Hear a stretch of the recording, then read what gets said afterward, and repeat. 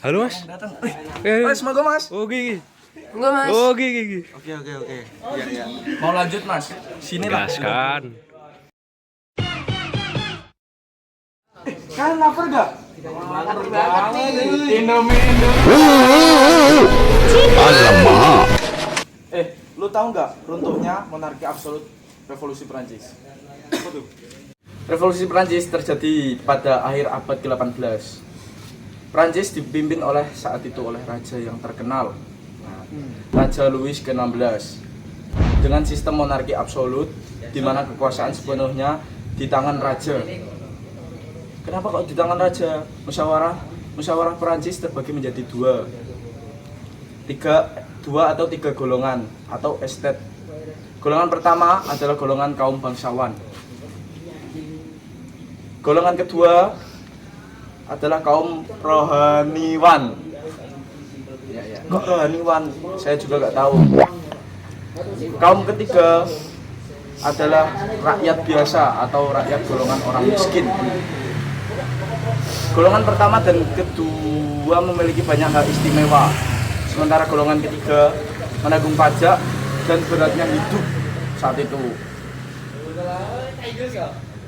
Dalam kesulitan, ketimpangan inilah yang memicu ketidakpuasan besar di golongan rakyat saat itu. Raja Louis itu tuh bejat itu ya. Nah, selain revolusi Prancis tadi, latar belakang terjadinya revolusi Prancis difaktori oleh latar belakang ekonomi. Selain masalah sosial, kondisi ekonomi Prancis yang sangat buruk pada saat itu. Negara mengalami krisis keuangan yang sangat akibatnya menjadi biaya perang yang besar, termasuk keterlibatan Prancis dalam revolusi Amerika. Pajak yang tinggi dibebankan kepada rakyat yang tadi kita dibagikan tiga golongan. Rakyat yang ketiga yang menanggung berat tanggungnya pajak revolusi Prancis. Sementara bangsawan dan gereja hampir tidak membayar pajak karena kemungkinan dikasih hak istimewa pilih-pilih oleh Raja Napoleon. Tidak membayar pajak. Harga bahan makanan terutama roti melonjak tajam hingga rakyat kelaparan. Kok kelaparan? Padahal emang raja tidak punya otak ya.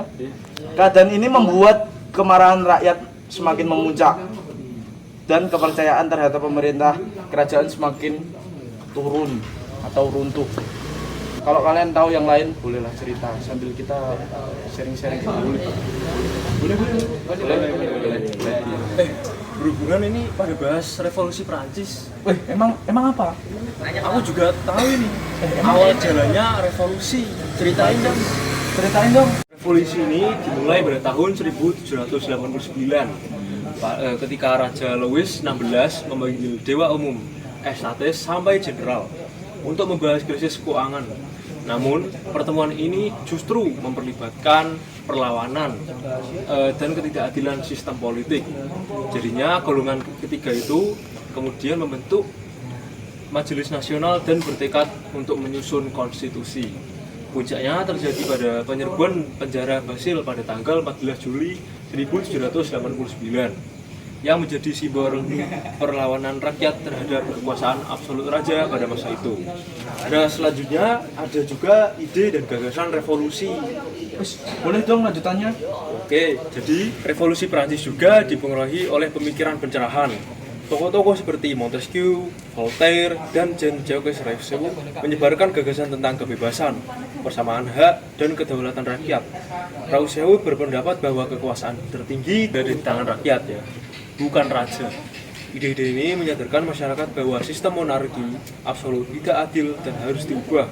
Pemikiran inilah yang menjadi dasar ideologis revolusi. Jadi setelah itu revolusi memasuki fase radikal.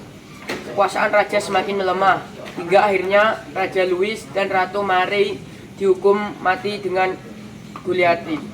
Prancis berubah menjadi republik. Pada masa ini terjadi teror revolusi di bawah kepemimpinan Robespierre, di mana banyak orang yang dianggap musuh revolusi, dihukum mati walaupun bertujuan mempertahankan revolusi. Masa ini menimbulkan ketakutan dan kekacauan. Setelah masa ketakutan dan kekacauan, lanjutannya apa? Lanjutannya akhir revolusi. Revolusi Prancis perlahan berakhir ketika muncul sosok Napoleon Bonaparte pada tahun 1799. Napoleon melakukan kudeta dan mengambil alih kekuasaan. Ia mengakhiri kekacauan revolusi dan membentuk pemerintahan yang lebih stabil. Walaupun akhirnya Napoleon menjadi kaisar, banyak prinsip revolusi tetap dipertahankan, seperti hukum yang lebih adil dan penghapusan feodalisme. Nah, dampak dari revolusi Prancis membawa dampak besar. Tidak hanya bagi Prancis, tetapi juga dunia. Revolusi ini menegaskan prinsip kebebasan, persamaan, dan persaudaraan. Sistem feodal dihapus, hak istimewa kebangsaan dihilangkan, dan rakyat mulai memiliki peran dalam pemerintahan. Selain itu, revolusi Prancis menginspirasi munculnya gerakan demokrasi dan nasionalisme di berbagai negara, termasuk di Eropa, di dunia modern hingga saat ini. Nah, gua ada pertanyaan nih buat kalian yang lagi nonton. Apa tuh Apa tuh kira-kira? Yang pertama, mengapa sistem pembagian 3 golongan atau estate menjadi penyebab utama terjadinya revolusi Prancis tahun 1789? Nah, yang kedua, bagaimana pengaruh pemikiran tokoh pencerahan seperti Montesquieu, Voltaire, dan Jean-Jacques Rousseau terhadap terjadinya revolusi Prancis? Tolong like, komen, share, dan subscribe. subscribe. Yang tahu komen di bawah ya. Oke. Dadah.